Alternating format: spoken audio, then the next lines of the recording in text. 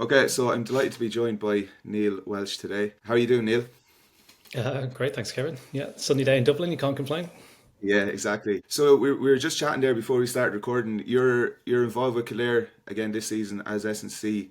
How does that sort of look at this stage of the season for you when you're involved with a county team? What kind of things are you working on at the moment? Yeah, obviously, this time of year is quite mixed. The group isn't allowed to get back together until the 21st of November anyway, so that's kind of the start date. But you do have players who have finished kind of their club season, who want to kind of continue training. They're kind of gearing up for next year. So a lot of it is like the organisation of programs to keep those lads going who are interested in kind of continuing the gym work. And at intercounty level, I'd say probably 95% of players are going to be asking for that anyway. Mm. We then have a couple of groups who went on a little bit later into the club season, made county finals and have Leinster campaigns going on. So it's mainly just kind of staying in contact with those guys, making sure they know what they're up to from an injury prevention perspective. And then they'll obviously come back in later on in the season. Then some of the other guys, they'll get a bit of a break, and so a lot of it is kind of planning, and then a bit of screening as well. Mm. Like looking at, say, running technique, change direction technique with people, with an eye on preventing, say, hamstring injuries, ACL injuries, that sort of stuff. Yeah, and there's probably such a broad range of players that you're dealing with at the moment because you have younger guys I'm sure who've been added to the panel or maybe on development squads. They're on a certain type of program. Then, as you said, you have guys still playing with the club. You probably have more experienced intercounty players who it's probably more injury prevention that you're working on this time of year. So I'd say there's a broad range of programs that you're handing out to players at this time of year. Yeah, it's quite mixed, and like I'd say that's probably one of the bigger challenges with working with any group really is how you kind of bucket those athletes into those different groups. So yeah, 100%. We would have a group of guys who maybe haven't been into a kind of a long-term program before, and it may be a little bit behind where we want them to be from a strength perspective. They'll go into a kind of a more of a robustness bucket, and they'll have a certain program to follow. The way I'm organising it for this season is then going a little bit more position specific Okay. around the requirements for change direction. So from a defensive perspective, the keepers are obviously a different bucket, attackers, and then the midfielders. Just because there's different requirements. The focus on the kick out with the new rules is big. Mm. So we want to be dominant in the air. So getting guys better at getting off the ground is going to be a big part of that. So we'll have a group who focus on jumping and improving their jumping technique. And then obviously our defenders have to do different stuff to our attackers as well. So that'll mainly affect the early blocks in the sessions. So like from a warm up perspective on pitch and I guess the intense part of the warm up in the gym as well is we'll Mm. kind of focus on those skills, and then the strength stuff becomes a little bit more generic across the whole group. We've got certain numbers we want to stay at in terms of our posterior chain strength, for example, Mm. and it's just about making sure they maintain that throughout the year for the lads who already can do that, and a good chunk of them because they've been in a program for a little while, they have that in the locker already. So Yeah, that is interesting about position specific programming. So, can you give an example? Maybe if you're talking about maybe a midfielder and they want to improve their jump height. What sort of stuff is it plyometrics, or what kind of things would you have them working on in a gym session? yeah, like it I kind of think we've been caught as an industry a little bit by the way that we test stuff. So we have access to force plates, or the vast majority of people do at this stage. Mm. So you might test a drop jump and you might test a CMJ, and then you kind of program for that. And while I think like building power, building explosiveness is a big part of the game, and having a test for that is a good idea, and we'll monitor that throughout the year with players.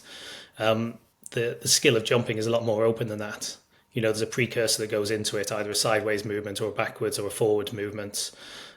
Sometimes you need to dominate some space, which means that you need to go backwards, forwards, and then go up.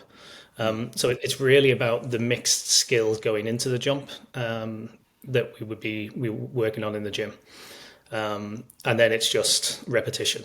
Because outside of that, classically you might have two gym sessions a week in season. One of them might be a little bit more explosive focused, and so you're probably jumping once a week. Okay. and then relying on a couple of kickouts or the kickout sessions to try and develop that skill. Whereas the way I see it is, if we can be jumping 4 times a week and working on those movement skills, you get better faster. And there's a bit of education around that for the players and stuff, and reasons why for doing it. And then we have the same, as I said, for attacking, change direction, and defensive as well.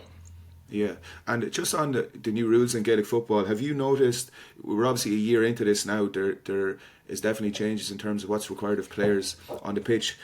Has that influenced much of a change in how you program S&C for players at intercounty level? For me, no. Like, I've always had a big interest in the agility side, and the strength and injury prevention stuff. For me, isn't the most interesting part. And I always viewed, like, I came from a rugby background. That's the sport I played growing up. So you have 100 meter width pitch, and you have 13 lads, maybe 12 lads lining up in a flat line across the pitch, and you have to find space and take them on and beat them, and they can bring you down. So I always viewed GAA as being a bigger pitch, broken lines. It's kind of broken field play in rugby. I always thought there's an opportunity from an attacking agility perspective to have more threat. The new rules mean there's more space. And so I don't think teams can be reliant on a defensive system and extra bodies around the place to get out of trouble if you have somebody with, say, poor defensive agility. So I would see me just placing even more emphasis on this sort of stuff. So, like, we'll bake in certain scenarios for our attacking players to get better at the movements in order to be able to beat people one-on-one. Look at the way we attack and maybe work in smaller groups of players. So we're not just attacking one-on-one, we're trying to make 2-on-1s, 3-on-2s, etc. Yeah. So I think there's loads of opportunity for that. I don't necessarily think the attacking side of the game has been has reached its kind of pinnacle just yet with the new rules. There's still quite a lot of that kind of slow side-to-side transition play that was present with the older rules, trying to slowly break a team down. I think teams will get more effective at that, and those faster kind of transition movements. Again, I think as soon as you're moving forward with speed with the ball, you've got to be kind of backing yourself to come away with points almost every attack there. And like, people will notice from the accent, is it Manchester you're from? Yeah, just south of Manchester. Yeah, Cheshire originally. 12 years over here now. So. Yeah, how did you end up in Ireland then? Can you just talk us through your journey, maybe as a coach and through your studies? Yeah. So I would have studied in the University of Leeds originally, where I did sports science and physiology. I actually weighted my degree quite heavily towards biomechanics then. So I developed an interest in that quite early on. I then did a master's in strength and conditioning. That was through the University of Bolton. It was either there or Edinburgh, and Bolton was closer at the time. So I worked there. And then during that time, I kind of started my journey as an S&C coach. So I was working with a lot of different sports. Found a bit of a niche in winter sports, so working with skiers and snowboarders at the kind of elite end there, and then with school teams. So I was living in London for a few years, working for a few different schools, delivering LTAD kind of programs in those environments, as well as getting a bit of a grounding in run analysis in another organisation there. And then 2013, a job came up at a sports surgery clinic in Santry, and they were looking for the first S&C coach to kind of come in and start delivering rehab. So I moved over to Dublin for that, did my PhD in applied biomechanics at the same time with DCU. And then I worked at the sports surgery clinic for 11 years. So I decided to move on about a year ago now. So I work delivering rehab with ACLs predominantly, and then building up screening services and kind of a coaches business as well. So trying to help S&C coaches, PTs, get better injury prevention. And I'm interested in your perspective on the GA, say coming from a country where you may not have known anything about the GA. What were your thoughts initially when you came in, even at intercounty level? Like, how have you found working in that environment? Yeah. My mum is from Dublin, so I would have Okay. grown up coming over and spending a few weeks a year over here in the every summer. She's from Rialto originally, and I have an uncle who would be a big Dub fan as well. So he'd have brought Okay. us into Croke Park a couple of times. Mm. I actually live about 50 meters from the Hogan stand now. Okay. So I have a memory of when I was in my kind of mid-teens, being taken up to the premium stand and watching a game of hurling, going, "Geez, what Yeah. what the hell is this, lads? Lads diving in front of that ball, trying to block it, no helmets on and stuff." So I had definitely kind of a good awareness of it. I think the big thing for me, like kind of coming into that sport, was the commitment and community around it. Because the community in particular. So I started off working with St Bridget's hurling team, senior hurlers, Yeah. and even just seeing like they kind of set up a gym for their players. It was a real kind of hub for the community. So I think what you take from that then is the pride that everyone has in representing either their local community or the broader kind of county community. My own thoughts on I guess training requirements and stuff for the sport. Again, I played rugby at an okay level in the UK, in the kind of national leagues there. Okay. You know, because I went to university in Leeds, I played for a team there. So during pre-season, I thought nothing of kind of driving the hour, 20 minutes to training and back a couple of times a week. Would be in the gym 2 or 3 times a week myself, and then games at the weekends. So I don't necessarily agree with the idea that there's kind of too much commitment for players. People enjoy playing sport, they enjoy competing, and they enjoy pushing themselves to a higher level. So if it takes you 45 minutes to get there and back in a car, so be it. It's not a full-time sport. I also know it's not for everyone. Life changes as you go on, etc. But that would be kind of my background, my kind of thought process on it is more around just the feeling and the pride in representing community that exists, and that would be a little bit different to say, again, the sport I was in was rugby. Was you'd have people kind of traveling all over. You might get a few quid playing for a different team and then move to a different team again. So I think that's the real kind of strength within the GAA. Yeah, that's interesting. So I want to dive into, like, obviously you said injury prevention is one of your big areas of interest, and I think specifically around ACL and hamstrings would be the two big focuses for you. But just like to start off, why do you think is that something you were interested in? Why is that particular area something that just fascinates you? In part because, well, my background, I guess, so 11 years working somewhere that was like a high volume ACL practice. Yeah. So by the time I finished, about 2,000 ACL reconstructions a year going on in Santry. I was running the ACL testing service. So we would test about 1,300 ACL recovering athletes a year in the 3D lab. And what I saw was so much of it, okay, you get a few contact injuries, but we know the vast majority of ACL injuries are non-contact. And sure, you can strengthen body parts, so you can get a quad stronger, you can get a posterior chain stronger in order to be able to kind of mitigate force a little bit better. But it's very rare that you would get an intervention where you look at changing technique as you approach a deceleration and a change of direction. And the ACL injury would generally happen in that change of direction plant step with either a poor approach from a deceleration well, in general, it's a poor approach from a deceleration, to be honest with you, or a poor positioning of the foot attacking the ground. And I saw those as all coachable. And while there are factors that predispose people to injury, so we know genetically you're 2.5 times more likely to have an ACL injury if someone else in your family has had one. Really? We know female populations are up to, depending where you read, up to 8 times more likely to get an ACL injury. There's predisposing factors to them. But if you get into good positions when you approach a change of direction environment, it's very, very difficult to injure the ACL. And we don't coach people this stuff. So that's where my kind of interest lies, really. Okay, and when you say good positions, then what do you mean by that? What do you kind of teach players around that? Yeah. So an ACL injury is a quick injury. It happens in the first 0.05 seconds of your foot hitting the floor. Okay, so it doesn't matter how strong your quad is. It takes 400 milliseconds, I think, for your quad to kind of reach peak force. So you just don't have the time to respond. The most tension is on the ACL between 0 and 30 degrees of a knee bend, so a straighter leg position. And that's also a position where the quad is able to produce its kind of lowest amount of force. Okay, the quad is weaker when the leg is straighter. So if you hit the ground in those positions, then you're more at risk. You can't dissipate force as well through your kinetic chain. What's more likely to happen as well is when you're, in order for that leg to be straighter, you're going to be higher up above the ground. That means you're a little bit more top heavy. Like picture a kind of a double-decker bus going around a bend.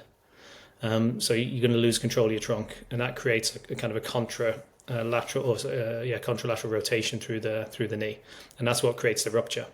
So if on the approach you're lower down, you hit the ground with a slightly more bent knee and more of a kind of forward flexed torso, then your risk goes down. It's kind of as simple as that. So because you're entering, and generally it's a reactive environment where this happens, you're having to make a decision around what direction you're going to travel in, which means you have to be scanning the pitch essentially. What a lot of athletes do when they scan the pitch is they come more upright. Okay, and that leads, then you have the knock-on effect of having a higher centre of mass and a straighter leg. So one of the things you kind of need to develop consistently through your program is being able to get into those athletic stance positions, but have a degree of cervical extension to be able to scan. Okay. And that's oftentimes where people are lacking. So as soon as you kind of understand, I've got a very kind of, because I'm doing it a little while, a very kind of clear pathway really of what I want to develop in athletes, and those threads exist all the way through the program. So there's, like, say, even just something like the jumping work that we might do in the gym, we partner that up and we get lads able to scan in those positions because they just get more repetitions getting into those good body positions that we want to see on pitch as well. And it takes time and it takes coaching, but I do think if you were trying to find a way to try and reduce injuries, finding a way to better coach that stuff and give feedback on it is probably going to be the most effective one. Looking at boots, looking at surfaces, I think that's fine and good to do, but you're going to roll out different surfaces across the whole of the country. Different stud patterns, and I still think if you get into those bad body positions, it doesn't matter what you're standing on and what you have on your feet. Bad mechanics are bad mechanics. Okay, so like running technique and mechanics, that's a big part then of, say, when you're coaching players, say you're on the pitch with Kildare or in the gym, how much does that factor into what you're doing? Running technique is, it's always there. What I do, like, I have kind of a staged approach to screening. And some of the tools like that are available now to do this kind of allowed me to do this. One of the companies I work with is a biomechanics company. So they use you've got the option of a two-stage approach. So I bring the camera out and I video everyone doing their high-speed reps. I can then do an analysis using a 2D pose model, which gives me a broad overview of the technique. And because a lot of the guys everyone does running technique work, right? You do a load of frontside mechanics, dribbles, wickets, etc. And for some people, it's going to be really sticky, and they change their technique and they look really good. In which case, they don't need to do as much of it. Whereas there'll be a group of guys in the panel who I can, with my analysis, say, actually, you need a little bit more work. So I can spend some more time on them one-on-one, make sure they know the key coaching cues, and then you tee up their warm-up for them throughout the year. And then you can kind of come back and retest, and I'll do a more in-depth test with them using some sensors and stuff as well. So we've got a baseline level, and then later on through the year we test them again, we make sure we're kind of changing the mechanics. So it's kind of a triage service that you're looking to try and provide for the players. But it's, again, I would have in the past been like this. It's like, okay, everyone has to do run technique work. It's like, well, they don't really if the technique is pretty good. They could be working on more of their change of direction work or, shooting from outside the 2-point arc or whatever else. So. Yeah, okay, that's interesting. And is it so you can obviously do things to prevent it? Is there still a case in the GA that it's just the chaotic nature of the sport? You're going to have ACL injuries because of the demands, the different change of direction stuff the players are going to have to do. Yeah, exactly. And so sometimes you kind of get caught out. and obviously contact as well. So you can be getting into a pretty good position, and also you get a big shoulder. That shoulder is timed at the same time you're putting out a leg to try and decelerate. So there's maybe like 2 times the force going through the knee then, and sometimes you just get unlucky. Sometimes someone barrels through your knee, another kind of contact situation, and again you just kind of get out of luck. But I think you can reduce the rates for sure. Yeah. You never get rid of them completely. That's when you have some of those genetic predispositions, as I said. The strength side of things, where like there's almost a perfect storm based on the kind of condition that kind of people are in, and particularly younger athletes. People going through growth spurts. They go through peak height velocity. They get reduced ability to kind of control their joints, their limbs. Their technique worsens. Oftentimes that can coincide with an increase in training volume and match volume, because they're playing with school, they're playing with club, might be playing with minors, etc. So we don't deliver to those groups as well from an S&C perspective, either in PE or within the clubs. So they're kind of left, like we put them into a situation with high degree of risk from a load perspective, and potentially with the situation they're in from a growth perspective, and what comes out the other side is injury as a result. And I know you're big on, and you've written about before, using warm-ups on the field as sort of injury prevention exercises or sessions as well. Can you give examples of different things you would work on in a warm-up that would help prevent injuries? And it doesn't even have to be limited to ACL, but what sort of stuff would you be working on in your warm-ups? Yeah, so I'd kind of layer it, and it'd be kind of layered a little bit based on injury. So in the gym, when I'm loading heavy, so I'll just step away from the warm-up first. I want to make sure we've got really strong hamstrings, really strong glutes, really strong calves. Okay, so we load really heavy on that, and there's certain levels I want the guys to attain within the group from a body weight perspective. So that's kind of one area. If the muscle is big and strong, you've got really strong, healthy tendons then as a result, and you're able to cope with more. I think that's just, I don't think you could argue too much with that structural strength. Then from a warm-up perspective, particularly around hip and groin, athletic groin pain is a big one in the GAA. So to stay on top of that, you need to make sure you've got really good hip control and deep hip strength, essentially. So deeper hip flexors, lateral hip extension. So that is in the front end of every session. So what you're trying to do is restore maybe what you lost from a bit of discomfort after a hard pitch session, for example. So that's the first part of the warm-up. After that, it's pitch-based. So there'll be some sort of general kind of ramping through, whether that's kind of lateral push-off drills. It depends on whether I have more of a change direction focus or a straight line focus to the warm-up. Yeah. Skips, marches, lateral pushes, a lot of backwards work, a lot of running backwards and diagonals backwards to help from kind of defensive agility perspective. And that's to help embed technique, but also to kind of raise heart rate. And then we try and set up certain scenarios as well. So whether they're kind of one-on-one defensive situations, attacking one-on-ones, or kind of certain movement patterns that you would kind of see commonly. So an attacker running away from goal to pick up the ball and turn 160 odd degrees to attack back. So we build those movement patterns into the warm-up. And the consistent theme is a drop in the centre of mass as you attack the floor. So that's kind of my job on pitch, is to make sure lads know that, and that they're doing it when they're going through their warm-up then. Okay, so that's just getting the hips down lower towards the ground, is it? Yeah. Okay. I wish it was more complicated than that. I could sell more. Sell a book or something off the back of it, but... Yeah, but I think it's easy for coaches to kind of take that on board as well. And would your warm-ups then be, is it kind of free form? Are they spread out across the pitch, or is it linear in a small condensed space, or do you mix it up? How does that look? Yeah, so we would set up like certain areas depending on what we're working on. So classically, the better grass is on the corners of the pitch. Yeah. You get a little bit less stick from the groundsman if you kind of get into those. So you might have either your straight line work or your backwards work across, say, end line towards 21 or 45. I guess the more agility specific stuff, I try and put that in the specific areas of the pitch that the lads are going to be operating in. Okay. Because I want to try and create a visual perceptive stickiness to it. So like if I want my attacking players to pick out certain lines of running, then I'll set those drills on the pitch in the area that I want that line to be running.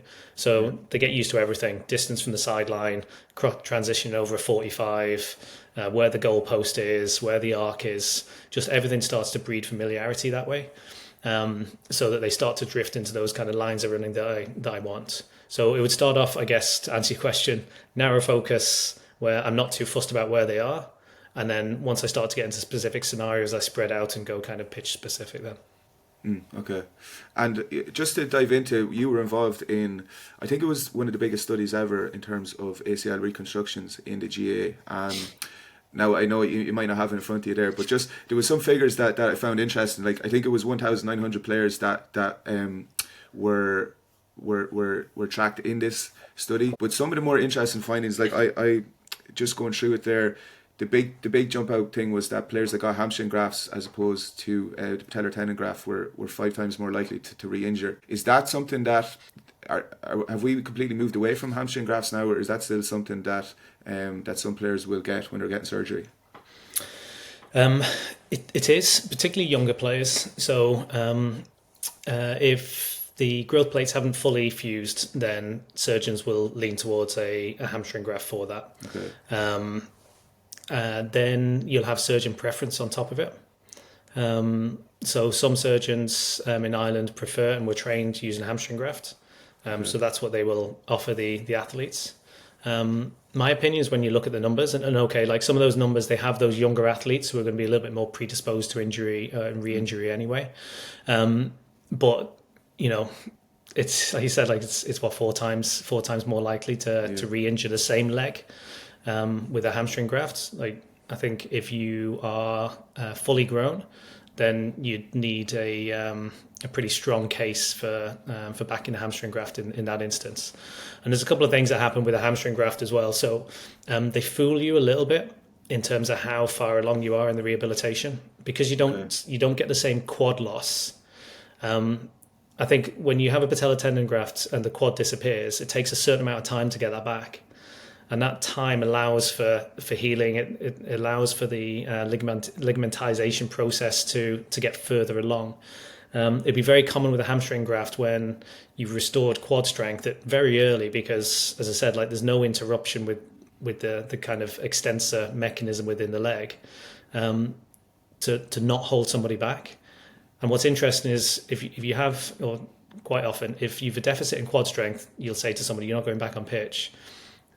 But lads go back with a deficit in hamstring strength, particularly that inner range, without a second thought. So we don't think about the hamstring graft and the restoration of hamstring strength in the same way. Plus that ligamentization process for a hamstring is longer. So you end up with an athlete who is effectively kind of better and earlier ready to return to play with a graft type that seems to be a little bit less stable and a little bit less strong. So you're kind of left with like a recipe there, which leads us to the numbers that you're talking about. Yeah. The other interesting thing from regardless of the graft type is there's a 13% rupture rate, but on the opposite leg for both. Yeah. So if you have a patellar tendon graft, you're actually more likely to injure the opposite leg when you go back. And I think that's down to us not rehabbing, say, those change direction mechanics. So people don't use the ACL leg in the same way. They don't decelerate and get lower on the approach to a change direction. They're more upright when they cut off the opposite leg, or they haven't restored their strength and they're more reliant on that opposite leg. So that's a big feature of the study as well. Is I don't necessarily think we're as good as we could be in our rehabilitation processes as well. Yeah, and like I think one of the most interesting things from that, like I think GA players, it would be a quite high level when you compare it to professional sport in terms of how they recover, the level of sport that they return to. So there is obviously it's a high standard of ACL rehab that players are getting in this country, but you still feel that there's more potential to improve that even further. Yeah, sure. Like I worked testing them for however long, and the amount of times you'd see, and we've another study that will be out in the not too distant future in female population as well, looking at quad strength on return to play. So like we just don't get people back to regardless of like the input they might have. We don't finish the job off. There's athletes go back with 20% quad deficits, with 20-30% reactive strength deficits, and that's without looking at the change direction mechanics. Like the knee heals following a surgery. Okay, if you did nothing, the knee would heal. Sort of 5-6 months, everything's kind of settled down, and you can fool yourself into thinking, "Geez, I feel okay, I look okay here," and you go back. So like I don't think we do a brilliant job at it, and we're certainly not the finished articles at it. Otherwise, we wouldn't have re-ruptures. Yeah, and just you touched on the females there. Like it's obviously really stark that the numbers in terms of how much more likely females are to do ACLs than males. Can you just delve into why that is? Yeah, there's a few factors for sure. So there's differences genetically. There's more likelihood of joint laxity in female populations. Q angles around the hips are greater, so you've got a kind of a greater knee valgus moment through the knee initially anyway. Boys, when they go through puberty, go through a neuromuscular growth spurt. So if you look at females and males prepubescent and you look at them jump, the knees will kind of bang together. You see that knee valgus movement. When boys go through puberty, that changes. So they automatically start to jump straighter. That doesn't happen with girls. And what actually happens as well is that the mechanics move more towards a predisposition towards injury. So in general, they attack the ground with a straighter knee and a higher center of mass. So there's a group of factors there. Then we have a bunch of social factors. So if a GAA team gets a little bit of funding, they might get some S&C support. And that S&C support will generally go to the senior male hurlers or footballers. Whereas if you were looking to have the most impact with some funding towards S&C within a club environment, you'd be putting it into the 13 to 16-year-old female population in an effort to try and reduce injury risk in those populations, because there's such a large long-term health benefit to keeping those girls playing sport from a social, mental, and then long-term physical impact there. That's broadly the reasoning. They don't get any. There's no coaching facilities, all that sort of stuff. Yeah, I think that makes sense.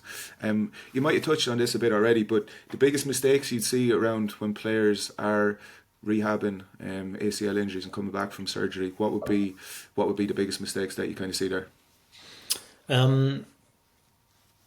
It's not maybe necessarily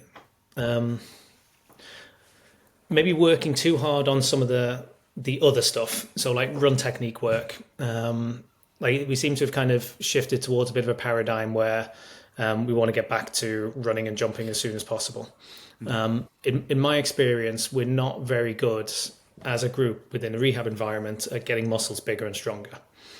And the first thing you should have expect of yourself is that you restore the mass of the muscle that has been interfered with. In most cases for us, it's the quad.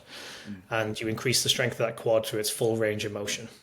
Because that's the other area is you get range-specific muscle loss as well, site-specific. So it's the quad closest to the knee, which will usually take the biggest hit following the surgery. And that part of the quad is more active in deeper knee bend positions. But when we would test athletes on the isokinetic dynamometer in Santry, we might restore peak strength, but we'd still have 30% deficits, say, at around 90 degrees of a knee bend, which is really where the quad should be at its strongest. And if you're weaker in those deeper knee bend positions, you don't get down into them. So you don't decelerate, you don't lower your center of mass, and you kind of predispose injury. From a running technique perspective, again, it seems as though there's a bit of a pendulum swing towards working on that a little bit more. Like people don't injure their ACL when they're running, and if you restore reactive strength properly, like the running mechanics tend to come back anyway. The other mistake I would say is that we leave change of direction work to the very end. So if you have somebody who has a non-contact ACL, like I'm working with about half a dozen ACLs at the moment, And within, say, the first 4 weeks, we've started our change direction work, deceleration, reacceleration work. Because if I want to try and embed a new technique, we have to do that for as long as possible.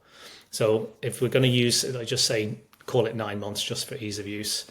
If you can be working on your direction change and your technique over the course of 8 months of your rehab, that's more likely to be sticky rather than kind of waiting to sort of 6-7 months and say, okay, go out, do a few figure eights, and then you're back to training with the team. I think you stand more chance of reducing re-injury if you're able to do that. Yeah. I just want to touch on hamstring injuries as well. And could you give me what would be the best exercises you would say for, say, injury prevention, or else if a player picked up maybe a strain, say like a 1B, a slight tear, something like that, what would you be encouraging players to do to rehab that? Yeah. Strengthening hamstrings is actually quite difficult. To be honest with you, because there's some technique elements in some of the lifts. Like you take an RDL, for example, you flex the knee too much, you detension the hamstring, it becomes a little bit more of a glute exercise. Single leg RDLs become too much of a balance exercise, etc. For me, my go-to is a box-to-box bridge. And trying to get towards that 20 degree of a knee bend where the hamstring should be at its strongest in that position. I prefer it dynamic rather than isometric. Okay. I think isometric you can kind of lock in, and you kind of trick yourself into thinking that you're strong. I think if you actively have to extend the hip on the way up, the hamstring has to work a lot harder. The other thing is tempo. If you go too fast, the hamstring doesn't have to do any work, and you can kind of create momentum with your upper body and a kind of a back extension. So we do super slow reps. We load it. We try and load it heavy, and we try and get towards that full extension with a 20 degree knee bend. That's kind of the go-to, and that's the. Yeah. Again, in Santry, we would have tested a lot of hamstrings using isokinetic dynamometry. The hamstring should be at its strongest in that 20 degree knee bend, and that was the best exercise we found to strengthen it. And if you need the lateral hamstring, then you have to externally rotate the hip. Okay. And when you say dynamic then in that, so you're dropping the hips down and then you're bringing it back up in that bridge position. Is that what you're talking about there? Exactly. Yeah. Yeah. Okay. Interesting. And on the pitch then, when you're talking about, I know like running technique, when you can you identify when you're doing that analysis of players' running technique, can you see if a certain player does a certain thing that he's more likely of injuring his hamstring, or he's at more danger of doing that? Yeah. And again, like this is it's research. We know like when the pelvis tilts forward more, when you get into those anterior pelvic tilt positions, there's more of a strain load through the hamstring. If you're striking the ground out in front of you, there's a greater tension. There's a forward trunk lean. We know there's going to be more tension through that posterior chain. So you're just trying to avoid those positions, which means that you need to get into good front side positions. You need to punch the floor straight down, and then you need really good hip extension. And if you can't fully extend your hip, then you're kind of a hide into nothing. So the kind of mainstay of our program, the most important part of our program is slow, heavy hip thrusts on 1 and 2 legs. Okay. And when you're talking about, say, a player, it's something like I coach a club team at the moment, and you would have certain players who they might have a small niggle in the hamstring or a slight strain.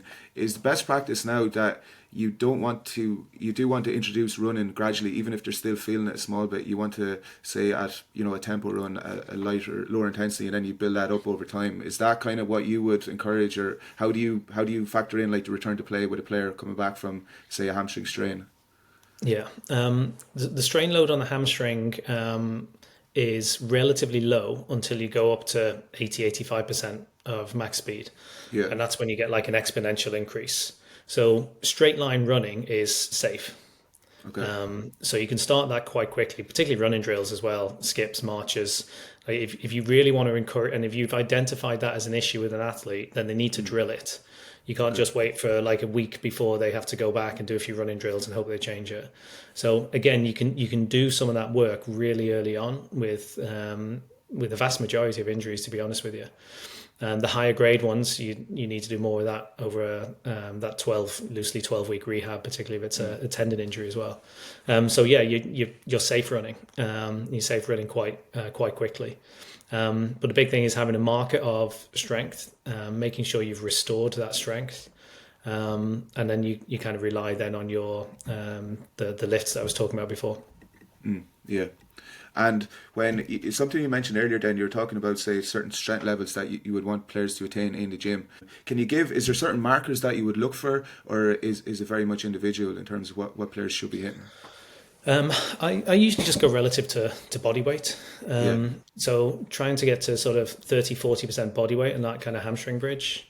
We've a couple of lads who are kind of 40-50 kilos on that box-to-box bridge, which when you do it the first time yourself on one leg, you'd be like, geez, how are they getting there? But it's attainable. Again, I think that's another thing, is like just finding what your strength exercise is, and then you don't need 10 different hamstring exercises. You find your couple, like I have two versions, an RDL type exercise, and then my box-to-box work. So something where I'm trying to increase max force, and something where I'm increasing kind of strain load through the hamstring. They're the kind of adaptations that I'm looking for: strength at length and strength. Yeah. And then you just set your targets off the back of that. Yeah. Is that B stance RDL? Is that the one you're talking about there for hamstring? No, from a coaching perspective, I find the B stance, like it's quite easy for lads to start flexing the knee, and you just remove tension from the hamstring. Okay. Yeah. So the way we set up is back foot against the wall.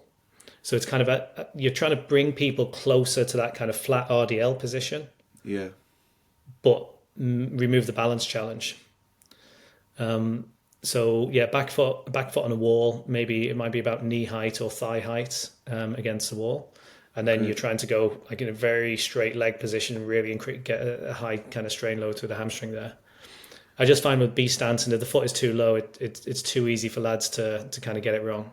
And not to say that's the challenge with a lot of the hamstring stuff, is you do need to coach it, and you need to spend eyes on with some lads and push the knee backwards in order to be able to get them to feel it and stuff like that. It's like it's unpleasant getting hamstring strong, to be honest with you. Yeah, definitely. Just a final one for you. Like going back to the ACL, the study that you were involved in. I thought an interesting thing was that hurlers were more likely to get back to a similar or higher level post ACL surgery than football players. What do you think is the reason behind that? Is it just because there's more running involved in football, or maybe more skill? I know it's only maybe a 5% difference, so it may not be a massive difference between them. But do you have any thoughts on that one? Hurlers are cut different. Okay, they're harder. I think when you get to the smaller percentages, it could be like small differences in the population types. If the hurlers who are being operated on were maybe slightly younger, maybe have a little bit more time left in their career and decide to go back and continue playing, there might be a few more lads in their 30s in the football population who decide, actually, you know what, I'm going to call it. So you kind of get into those kind of small elements within the kind of study groups as a result of that. I wouldn't have thought there'd be a sports specific difference. You say it might just mean more to the hurlers, maybe more pressure from the manager to get back and stuff like that. I'm sure the hurlers will. The footballers might not be too happy with with what you said there with them. But when is the female ACL study coming out then? I think that's gone through the review process. Yeah. Okay. Yeah. So it shouldn't be too long. But in general, it's kind of surprising. It's just the amount of people who have kind of returned to training who haven't hit, because we would have set criteria in Santry as wanting to be less than, say, a 10% difference, but there's between, say, even just quad strength. But the percentage of people who are in those limits is actually really low. So we set these criteria, but no one listens to them. And they all go back with big deficits, and we wonder why people kind of re-injure, Yeah, okay, yeah. No, that'll be interesting once it comes out. But yeah, Neil, listen, thanks very much for giving your time today. There's a huge amount there I can take from that, and I'm sure everyone listening will as well, especially around the ACL and the hamstring stuff. So really appreciate you giving me the time today, and best of luck at the season with Kildare. No problem. Thanks, Kevin. Appreciate the time.